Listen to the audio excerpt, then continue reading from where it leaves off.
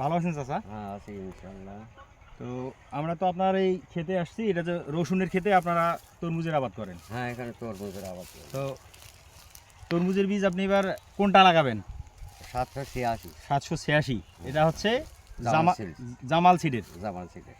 তো এটা হচ্ছে গেলবার কিরকম হয়েছিল আপনাদের এলাকায়? এবার খুব ভালো ফলন দিয়েছে। ও, বুঝতে পারছি, যার কারণে আপনারা হ্যাঁ এইটা ম্যাক্সিমাম কৃষক হ্যাঁ এটা এর প্রতি আগ্রহ। হ্যাঁ একদম। তো আসলে এখানে আসার উদ্দেশ্য হচ্ছে আমরা সরেজমিনে আপনাদের ক্ষেত পরিদর্শন করতেছি, দেখতেছি আসলে বাজারে অনেকে 786 নাম দিয়ে হ্যাঁ নিম্নমানের বীজ দিতে পারে। হ্যাঁ পারে।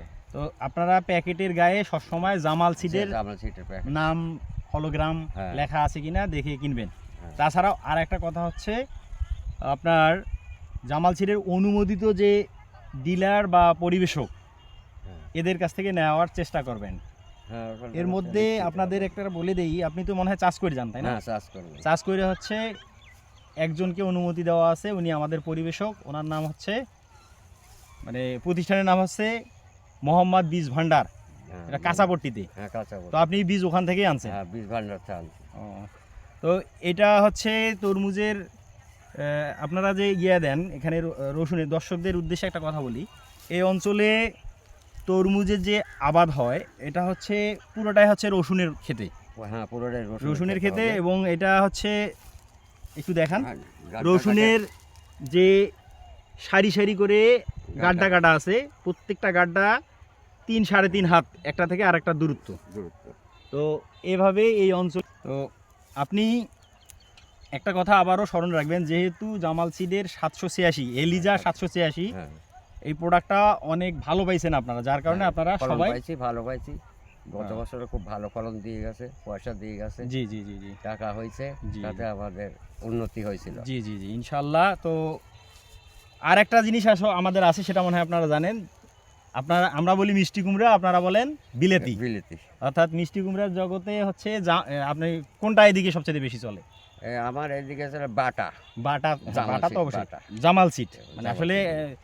দর্শক ইনি হচ্ছে আসলে ওইভাবে তো আসলে জানে না যে কোম্পানি হচ্ছে বিলেতি নামেই পরিচিত, মিষ্টি কুমড়াকে এই অঞ্চলের মানুষ বিলেতি নামেই ডাকে। তো এখানে জামাল সিডের যে রয়্যাল বেঙ্গল 2, আমাদের যে বীজটার নাম এটা হচ্ছে রয়্যাল বেঙ্গল 2, এটা তো জানেনই, কিন্তু অনেকে আপনারা বলেন বেঙ্গল 2 কিংবা রয়্যাল 2। হ্যাঁ তো এটাও কিন্তু বাজারে কিছু অসাধু ব্যবসায়ী আছে এই অঞ্চলে, তারা যখনই বলতেছেন যে আমাদেরকে বাটা রয়্যাল 2 দেন, ওরা অন্য একটা দিচ্ছে। আমরা কাজে বীজ ভান্ডারটা নিয়ে আসি, তখন আমরা বীজ ভান্ডার আবার মার গেলে বীজ ভান্ডার ধরি, জি জি ধরতে পারি যে আমাদের ফসল মার গেল কেন। জি, ওই জন্যে আপনারা পরিবেশক যেটা আছে এই অঞ্চলে, যেহেতু আপনার এখান থেকে কাছে হচ্ছে মোহাম্মদ বীজ ভান্ডার, মোহনপুর বীজ ভান্ডার। তো এখানে আছে আরও একটা এখানে দোকান আছে আপনাদের এখানে, ওনাকে অনুমোদন দেওয়া আছে, সেটা হচ্ছে ওই ধারাবাড়ির সাথে মিন্টু বীজ ভান্ডার, হ্যাঁ ওনার কাছেও আমাদের এই রয়্যাল বেঙ্গল 2, যেটা আপনারা বাটা নামে চিনেন কিংবা বিলেতি। ওই আমরা ওই বাড়ির কাজ করতে কিনি না, আমরা ওই বীজ ভান্ডার চালিয়ে আসি, মানে চাষ করতে নিয়ে আসেন। হ্যাঁ ওইখানে আমরা ধরতে পারবো, যাকে কাজ যাইতে পারবো। তো যাই হোক, এই অঞ্চলে শতকরা প্রায় 80-র উপরেই 95% মানে জামাল সিডি কি আপনারা চিনেন? হ্যাঁ জামাল সিটি জামাল সিটি হবে। এই মাঠে সবই তরমুজ হবে, বিলিতি হবে, ওই সব জামাল সিটে।